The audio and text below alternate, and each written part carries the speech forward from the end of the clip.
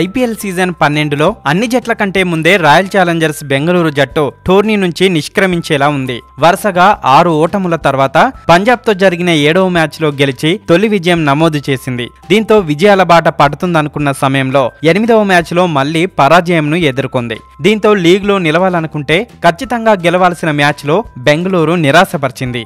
IPL 12వ సీజన్లో royal Challengers Bengaluru ఇప్పటికీ 8 మ్యాచ్లు ఆడింది. అందులో 1 గెలిచి 7 మ్యాచ్ల్లో ఓడింది. బెంగళూరు ఖాతాలో ప్రస్తుతం 2 పాయింట్లు మాత్రమే ఉన్నాయి. ప్లే ఆఫ్స్ కు అర్హత సాధించాలంటే 16 పాయింట్లు అవసరం. ఒకవేళ లీగ్ లో అన్ని జట్ల మధ్య రసవత్తర పోరు జరిగినా ఏదైనా మ్యాచ్లు టై అయినా కనీసం 14 పాయింట్లు కావాలి. అదనంగా మెరుగైన రన్ రేట్ కూడా ఉండాలి. పై గణాంకాలన్నీ పరిగణలోకి తీసుకుంటే బెంగళూరుకు ఇంకా 6 మ్యాచ్లు మిగిలి ఉన్నాయి.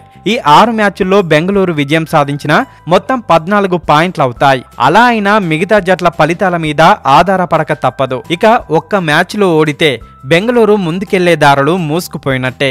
బెంగళూరు వరుసగా కలకత్తా, చెన్నై, పంజాబ్, ఢిల్లీ, రాజస్థాన్, హైదరాబాద్ జట్లతో తలపడనుంది. భీకర ఫామ్ లో ఉన్న కోల్కతా, చెన్నై జట్లపై విజయం సాధించడం కష్టమే. మరి బెంగళూరు జట్టు ఏదైనా అద్భుతం చేస్తే తప్ప ప్లే ఆఫ్స్ కు వెళ్లే అవకాశాలు లేవు. సోమవారం రాత్రి వాంఖడే మైదానంలో ముంబై ఇండియన్స్ తో జరిగిన మ్యాచ్ లో రాయల్ ఛాలెంజర్స్ బెంగళూరు 5 వికెట్ల తేడాతో ఓడిపోయింది. దీంతో బెంగళూరు ఖాతాలో 7వ పరాజయం చవిచూసినట్టయింది.